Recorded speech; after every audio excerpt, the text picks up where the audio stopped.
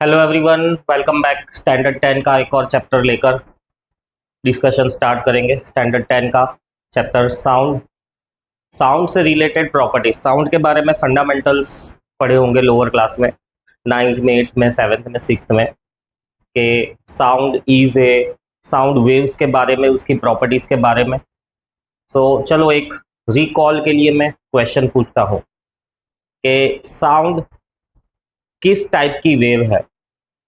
Transverse wave है या electromagnetic wave है या लॉन्गिट्यूडनल वेव है? तीनों में से एक सही ऑप्शन है। साउंड वेव किस तरह की वेव है? ट्रांसवर्स वेव, इलेक्ट्रोमैग्नेटिक वेव या लॉन्गिट्यूडनल वेव? तो ये जो टाइप्स है ना, ये ऑलरेडी मैंने इसके पहले प्रीवियस वाला चैप्टर जो है इलेक्ट्रोमैग्नेटिक वेव, उसमें भी डिस्कस की। So sound wave are the longitudinal waves. Longitudinal waves का मतलब वो वेव्स जिसमें vibration of the particle is in the direction of the wave propagation. मतलब जिस डायरेक्शन में वेव जा रही है ना, उसी डायरेक्शन में पार्टिकल्स वाइब्रेट कर रहे हैं। जैसे कि मेरा साउंड तुम्हारी तरफ आ रहा है, तो जो एयर के पार्टिकल्स है वो भी इसी डायरेक्शन में वाइब्रेट करते हुए, राइट, एनर्जी को एक पार्टिकल से दूसरी पार्टिकल के पास कर रहे हैं। सिमिलर टाइप का एक और एग्जांपल दूं कि साउंड कैसे प्रोपागेट करता है। बहुत सारी प्रॉपर्टीज भी है कि भाई पार्टिकल से रिलेटेड क्या प्रॉपर्टी है, जो एनर्जी पार्टिकल के थ्रू ट्रैवल कर रही है, साउंड एनर्जी, उसकी क्या प्रॉपर्टीज है, फॉर्मूला है उसके स्पीड का।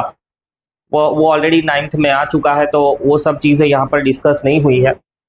अनदर एग्जाम्पल कि भाई साउंड कैसे ट्रैवल करता है, तो जस्ट ऐसा कह दो कि भाई फर्स्ट बेंच पे मैंने बुक दी और कहा कि ये बुक अब लास्ट बेंच पे पास कर दो। तो पहला ऑप्शन तो ये है कि स्टूडेंट, फर्स्ट बेंच का स्टूडेंट खड़ा होके जाएगा, लास्ट बेंच में बुक देकर आएगा। बट साउंड ऐसे नहीं जाता है। मैं बोल रहा हूं, इसका मतलब ये नहीं है कि मेरे मुंह के पास के पार्टिकल्स साउंड तुम तक लेकर आ रहे हैं, ऐसा नहीं है। तो जैसे ही मैं फर्स्ट बेंच पे बुक दूंगा, तो फर्स्ट बेंच का स्टूडेंट बुक टर्न करके सेकेंड बेंच वाले स्टूडेंट को देगा, सेकेंड बेंच वाला बुक लेगा, टर्न होके थर्ड बेंच वाले स्टूडेंट को देगा, एंड सो ऑन। जो बुक है लास्ट बेंच पर पहुंच जाएगी। तो यहाँ पर जो स्टूडेंट्स थे वो पार्टिकल्स है, और जो बुक पास ऑन हो रही है वो एनर्जी है, साउंड एनर्जी। सो लॉन्गिट्यूडनल वेव्स में particle they vibrate in the direction of the propagation. जिस डायरेक्शन में बुक को पास करनी थी ना, उसी डायरेक्शन में स्टूडेंट टर्न हुआ। So sound waves are longitudinal waves, right. Crest और ट्रफ फॉर्म होते हैं।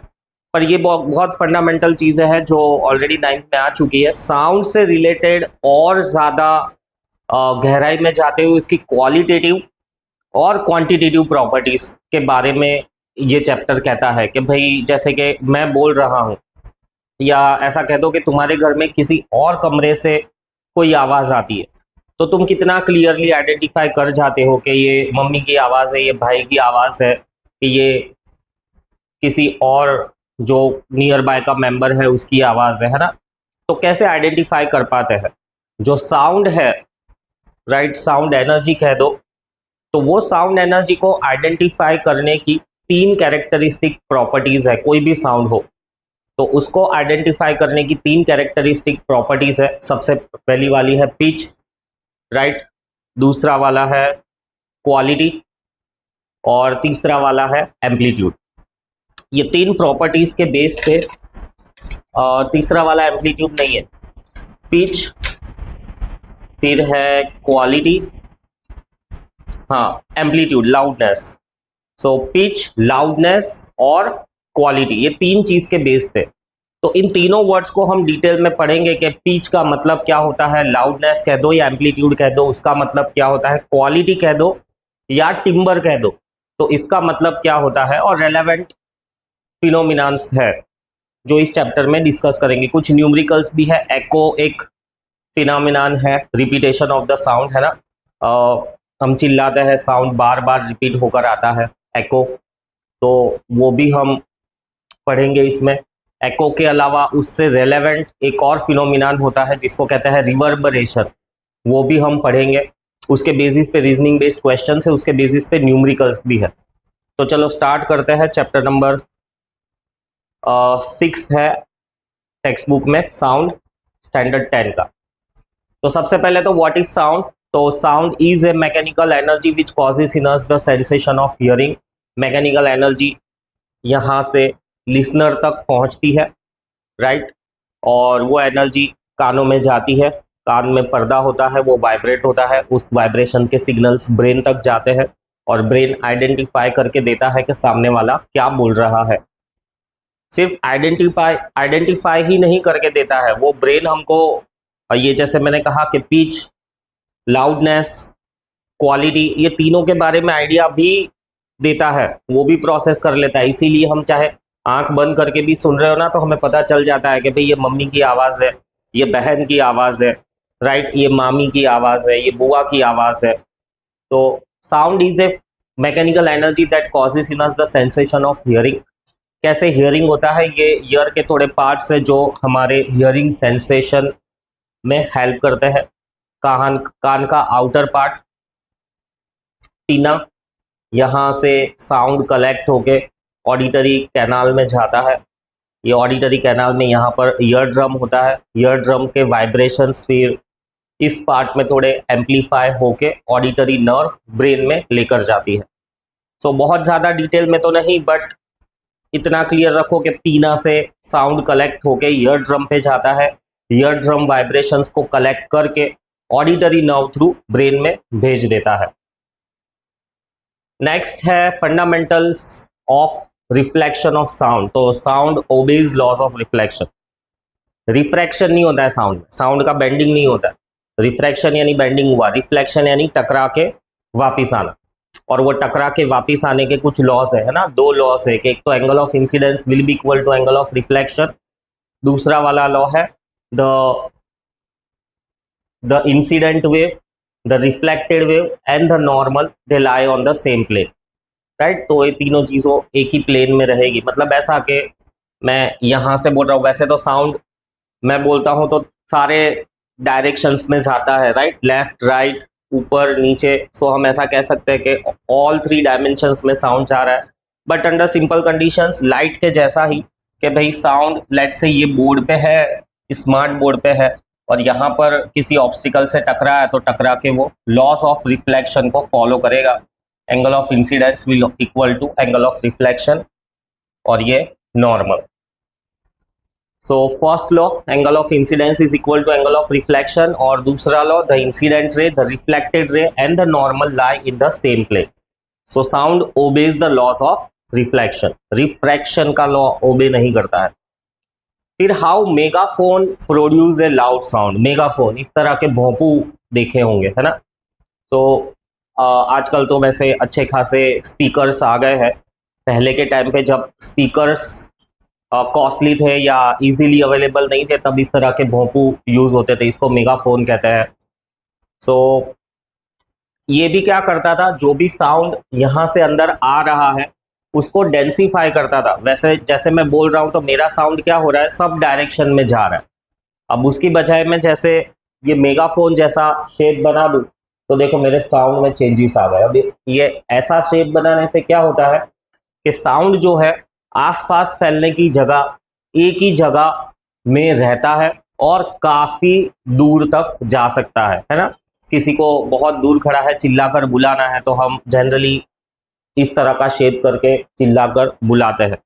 सो मेगाफोन और speaking tube, it densifies the sound और it concentrates the sound in one specific direction, hence helping the sound to travel in a longer direction.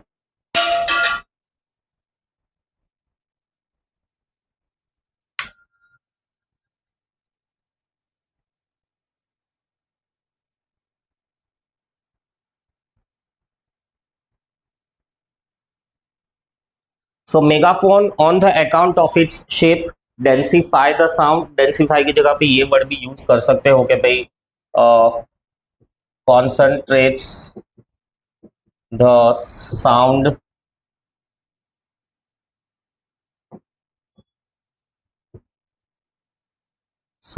energy in one specific direction hence the sound energy can travel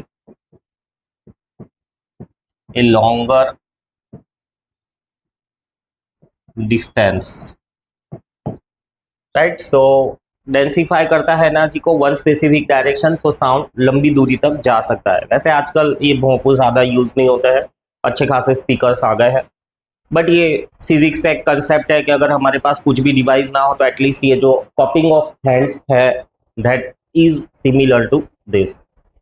आगे बढ़ते हैं। Ear trumpet और hearing aid, ये बस exactly megaphone का reverse है। Megaphone में यहां से बोलते हैं साउंड यहां से बाहर आता है, ईयर ट्रम्पेट के अंदर यहां से बोलते हैं साउंड एनर्जी कॉन्सेंट्रेट होके इस कैनाल के थ्रू सीधी कान में जाती है। अब तुम सोचोगे कि भाई ये ईयर ट्रम्पेट तो कभी देखा नहीं है, तो आजकल तो वैसे वो इलेक्ट्रॉनिक वाले हियरिंग एड्स आ गए, एक छोटा सा बर्ड ईयरबड जैसा कान में लगा दो तो ईयर ट्रम्पेट का काम कर लेता है। बट पहले के वक्त में जब इतना एडवांस्ड इलेक्ट्रॉनिक्स नहीं था तो इस तरह का ईयर ट्रम्पेट यूज करते थे पुराने लोग। तो क्या होता था कि ये जो पीना है थोड़ा अपना क्या कहते हैं कि उसकी स्टिफनेस चली जाती है ओल्ड एज के साथ साथ, ईयर ड्रम भी अपनी रिजिडिटी खो बैठता है, तो सुनने में तकलीफ होती है। तो उस वक्त ओल्ड एज में ऐसे ईयर ट्रम्पेट पहले के ज़माने में यूज़ होते थे, आजकल तो यूज़ होते नहीं है। सो ईयर ट्रम्पेट और a hearing aid on the account of its shape has a wide area so as to collect the sound waves and direct them into the ear canal, hence helping the person to hear with a increased intensity, right? So ear trumpet exactly megaphone का उल्टा, यहाँ से बोल के यहाँ से sound निकलता था, इसमें यहाँ से साउंड जाता है, बहुत सारी साउंड एनर्जी कॉन्सेंट्रेट होके ईयर कैनाल की तरफ डायरेक्ट करते हैं। सो क्वेश्चन है और उसका आंसर है, पूरा चैप्टर मैंने क्वेश्चन और आंसर के फॉर्मेट में कन्वर्ट कर दिया है, तो क्वेश्चन और आंसर लर्न कर लेना है। How sound boards are helpful in the large auditorium और लेक्चर हॉल।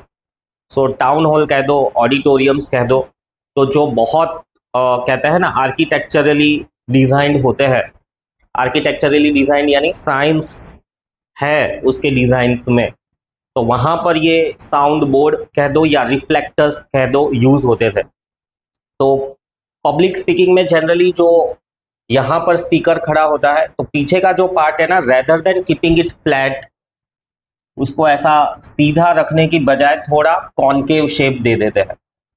सो अब इस कॉनकेव शेप की वजह से क्या होता है कि जो भी स्पीकर बोल रहा है, अब मैं बोल रहा हूं तो ऐसा नहीं है मेरा साउंड सिर्फ आगे जा रहा है, पीछे की तरफ भी जा रहा है।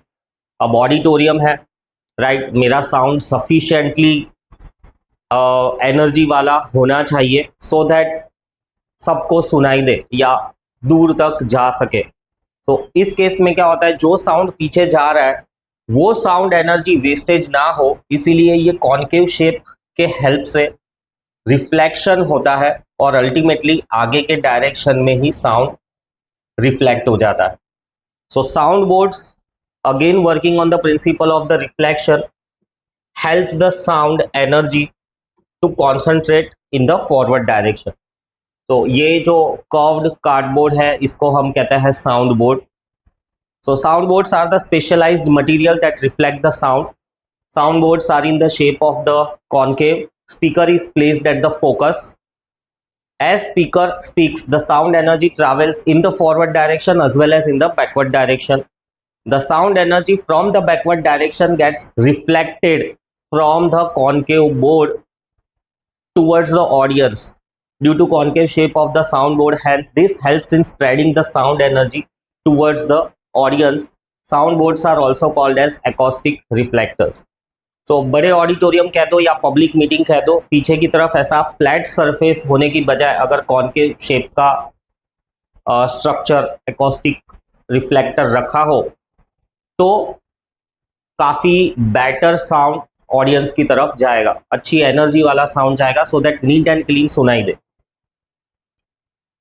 फिर है व्हाट इज एको। एको है ना, repetition of the sound. Generally पहाड़ी इलाकों में होता है कि हम बोलते हैं हेलो, तो जैसे ही मेरा हेलो बोला हुआ खत्म हुआ, दूर से आवाज आती है हेलो हेलो हेलो, इस फिनोमिनन को हम कहते हैं एको।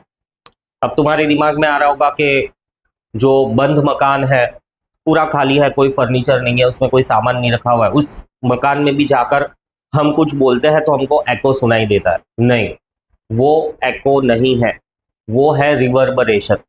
तुम्हारी आवाज खत्म होने के बाद आवाज आती है तो उसको हम एको कहते हैं।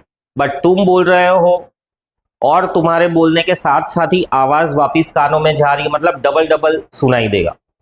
सो वो जो डबल डबल सुनाई देता है ना, उसको हम रेवर्बरेशंस कहते हैं। और नीट एंड क्लीन, कि मेरी आवाज खत्म होने पर फिर से सेम आवाज रिपीट होकर आई, उसको हम कहते हैं एको। सो एको जनरली ऐसे पहाड़ी इलाकों में होता है, बहुत बड़ा एयर कॉलम चाहिए। सो ये पहाड़ है, बीच में वैली जैसा है और वैली के पार भी अच्छा खासा बड़ा पहाड़ है। तो यहाँ पर जो ये एयर कॉलम ट्रैप हुआ है ना, साउंड जाएगा सामने वाले पहाड़ से टकरा के वापिस आएगा, और जाकर टकरा के वापिस आने में जो टाइम लगेगा ना, उतने में तो इसका बोला हुआ खत्म हो चुका होगा। So phenomenon due to which repetition of the sound is heard after reflection from the distant object such as hill or high building after the original sound from the given source dies off, double F आएगा, dies off is called an echo. So original आवाज खत्म हो जानी चाहिए, right, और उसके बाद में मल्टीपल रिफ्लेक्शंस आएंगे। सिंगल रिफ्लेक्शन भी आ सकता है, वैसे ऐसे एरियाज में मल्टीपल रिफ्लेक्शंस आते हैं, क्योंकि हिल एक तो नहीं होती है, 2-3 पहाड़ होते हैं, तो सब पहाड़ों से रिफ्लेक्ट होके आता है। तो एटलीस्ट 2 रिपीटेड साउंड तो बहुत नीट एंड क्लीन सुनाई देते हैं, थर्ड वाला मे भी उतना नीट एंड क्लीन सुनाई ना दे। अब यहाँ पर ऐसा भी लिखा हुआ है कि reflection from the distant high building. तो अब ऐसा नहीं शहर के बीच में खड़े रह के बहुत बड़ी बिल्डिंग है और तुम चिल्लाओगे तो तुमको एको आएगा। रीजन ये है कि वहां पर क्या है कि जगह पूरी खाली नहीं है, तुम बोलोगे साउंड जाएगा, साउंड टकरा के कहीं कहीं एक बिल्डिंग दूसरी बिल्डिंग से टकरा के मर जाएगा, एको तुम्हें सुनाई नहीं देगा। एको सुनने के लिए ये बेस्ट कंडीशन है कि तुम हो बीच में बहुत बड़ा एयर कॉलम है, और बहुत बड़ा एयर कॉलम यानी ये पहाड़ी इलाकों में ही बनता है। तो ऐसा बड़ा एयर कॉलम और सामने एक और पहाड़, तो ऐसी कुछ लोकेशंस है, राइट, जहां पर एको प्रोड्यूस होता है। So echo is a phenomenon of the repetition of the sound after getting reflected from the distant object and the original sound has died away. So उसको हम कहते हैं एको। एको से रिलेटेड कुछ और चीजें भी है। State persistence of hearing and explain it. Persistence of hearing का मतलब क्या है? लेट्स से तुम्हारे सामने से एक व्हीकल गया और वो व्हीकल में से उस इंसान ने कुछ बोला, तो एक स्टेट ऑफ कंफ्यूजन क्रिएट हो जाता है कि भाई इसने क्या ही बोला है ना। अब क्यों ऐसा होता है, हम समझ ही नहीं पाए उसने क्या बोला। इवन चलो स्कूटर पे भी जा रहा है इंसान, लेट्स से 40 की ही स्पीड पे है और वो कुछ बोल कर गया, तो मोस्ट ऑफ द टाइम्स हम आइडेंटिफाई ही नहीं कर पाते। सो रीजन है persistence of hearing. Persistence of hearing क्या कहता है कि अगर किसी भी साउंड को आइडेंटिफाई करना है तो साउंड एनर्जी हमारे कानों पर 1/10 सेकेंड्स तक रहनी चाहिए।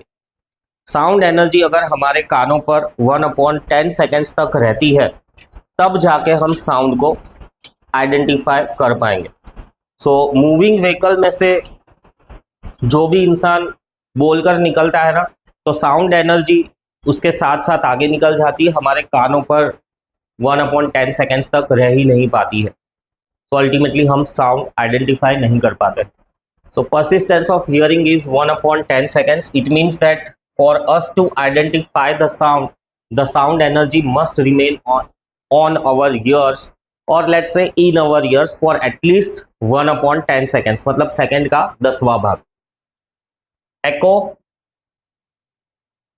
which is the repetition of the sound, can only be recognized when the original sound has died। देखो ये एक इंपॉर्टेंट कंडीशन है, ओरिजिनल साउंड मर जाना चाहिए, फिर रिफ्लेक्शन आना चाहिए कि मैंने ऐसा बोला हेलो, तो अब ये मेरा हेलो खत्म हो गया, सामने से रिफ्लेक्शन आना चाहिए हेलो का। So reflected sound reaches to ear after 1/10 seconds। तो मेरा हेलो 1/10 seconds तक मेरे कानों में रहा, अब वो खत्म हो गया, अब नया रिफ्लेक्शन आना चाहिए। सो एको हम तक पहुंचे उसके लिए एटलीस्ट 1/10 सेकेंड्स का टाइम चाहिए। सो इसीलिए जो रूम्स वगैरह है उसमें हम बोलते हैं तो एको प्रोड्यूस ही नहीं हो सकता, क्योंकि काफ़ी छोटा डिस्टेंस है, बहुत स्पीड में साउंड टकरा कर हम तक पहुंच जाता है with in less than this time. So इसीलिए क्लोज्ड रूम कह दो, उसमें एको प्रोड्यूस नहीं हो सकता। बेस्ट कंडीशन मैंने जो बताई पहाड़ी इलाकों में, वहीं पर ये कंडीशन सेटिस्फाई होती है। अगर साउंड 1/10 सेकेंड से कम टाइम में आता है तो उसको एको नहीं कहेंगे। हमें ऐसा लगेगा जरूर कुछ आया है कानों में, बट वो एको नहीं है। एको का मतलब, या इको कह दो, सो एको का मतलब यही है कि भाई साउंड गया, राइट, हम चुप हो गए और अब वापस लौट के आ रहा है साउंड। फिर है relationship between the distance between the source and the reflector speed of the sound, ultimately formula for an echo. So echo का फॉर्मूला डेरिवेशन है ये एक छोटा सा, let us start. So consider a source of sound and a reflector at a distance d. Let sound be reflected back in t seconds and v be velocity of sound. कितनी होती है velocity of sound? Sound की speed कितनी होती है? 320 metres पर second, 330 metres पर second, 333 metres पर सेकेंड, 340 मीटर्स पर सेकेंड, 343 मीटर्स पर सेकेंड। बताओ, कोई भी वैल्यू लो, 320 के ऊपर 340 के आसपास तक कोई भी वैल्यू लो, राइट ही है। सिंप्लिसिटी के लिए हम 330 लेकर चलते हैं। साउंड की स्पीड बहुत डायनामिक है, टेम्परेचर के साथ साथ, राइट, बहुत चेंज होती है। तो ढंग से इसको याद रखो, 330 मान के चलो। सो इस कंडीशन के हिसाब से अगर हम डायग्राम ड्रॉ कर दे तो ये रहा सोर्स, राइट, ये रहा रिफ्लेक्टर। साउंड ऐसे जाएगा, रिफ्लेक्ट होके वापस ऐसे आएगा, और ये डिस्टेंस हमको दिया हुआ है d, और t टाइम में वापस आ जाता है। So distance travelled by sound, कितना डिस्टेंस ट्रैवल करेगा साउंड? 2d, है ना, गया और वापस आया। तो ये चीज एको में बहुत इंपॉर्टेंट है। Time taken t, so therefore speed can be written as 2d by t, distance upon time। so ये हो गया एको का formula, speed is equals to twice the distance upon sound.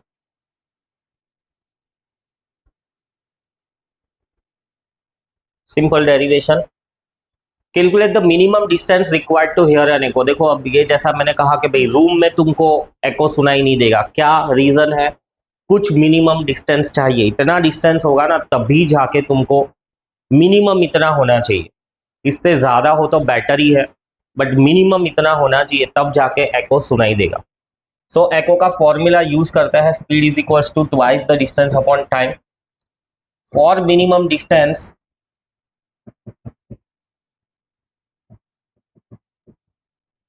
जैसा कि मैंने कहा, स्पीड ऑफ द साउंड तुम 330 ले लो या 332 ले लो या 332 मीटर्स पर सेकेंड, ये वाली कोई भी स्पीड ले लो। टाइम, कितने टाइम में साउंड वापस आना चाहिए तो हम उसको एको कह पाएंगे। तुरंत ही वापस आ गया तो उसको हम एको नहीं कह पाएंगे।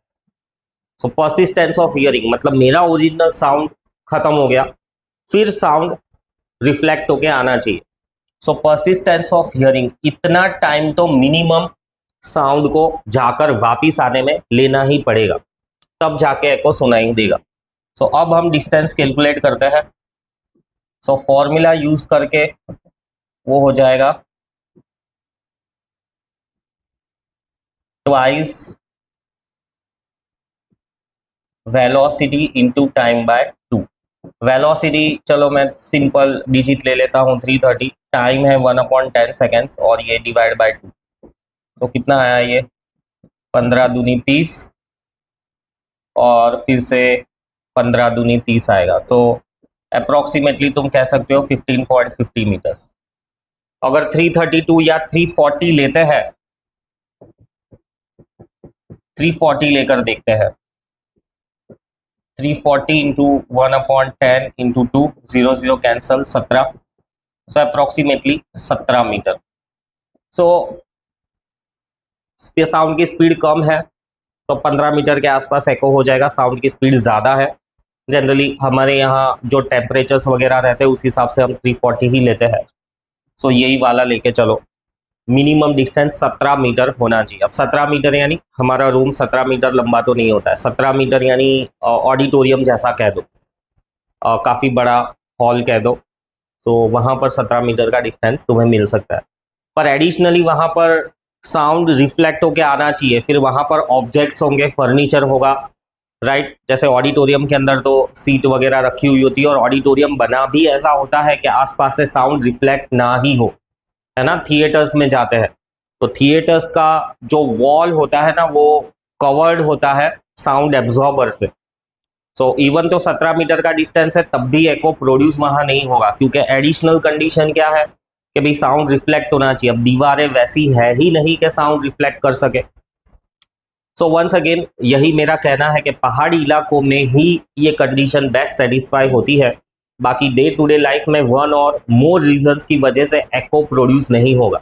या तो रिफ्लेक्टर ढंग से नहीं है, या रिफ्लेक्टर ढंग का है तो साउंड एब्जॉर्ब हो जा रहा है, राइट। या तो फिर तुम्हें डिस्टेंस सफिशिएंट नहीं मिल पा रहा है, और फोर्थ चीज है कि तुम्हारी एनर्जी उतनी सफिशिएंट नहीं है कि जाए भी और वापिस भी है। सो जनरली जैसे ये शेर का आवाज़, हमको पता है कि शेर का आवाज़ ऑटोमेटिकली एको कर ही जाता है, पर उसका आवाज़ ही उतना दमदार है कि एको कर जाता है। हम इंसानों के साउंड में उतनी एनर्जी नहीं होती है कि भाई जाके टकरा के वापिस आए। बट शेर का आवाज़, शेर को सीढ़ी के बीच में खड़े रह के कह दो दहाड़, तो वो दहाड़ उसकी एको की तरह गूंजेगी ज़रूर, क्योंकि एनर्जी सफिशिएंट है। इवन तो एनर्जी आसपास में एब्जॉर्ब हो जा रही है ना, तब भी वो रिफ्लेक्ट होके वापिस आ रही है। सो ये है मिनिमम डिस्टेंस की एक condition. State the conditions for the formation of the echo. So पहला वाला तो यही है कि मिनिमम डिस्टेंस 17 मीटर होना चाहिए। फिर ये एक टेक्निकल रीजन है कि wavelength of the sound should be less than the height of the reflecting obstacle. So सामने वाले ऑब्स्टेकल की हाइट और मेरे आवाज के वेवलेंथ की हाइट, राइट। वेवलेंथ की हाइट नहीं, वेवलेंथ। तो ऑब्स्टेकल बड़ा होना चाहिए, राइट, जो साउंड की वेवलेंथ है उससे।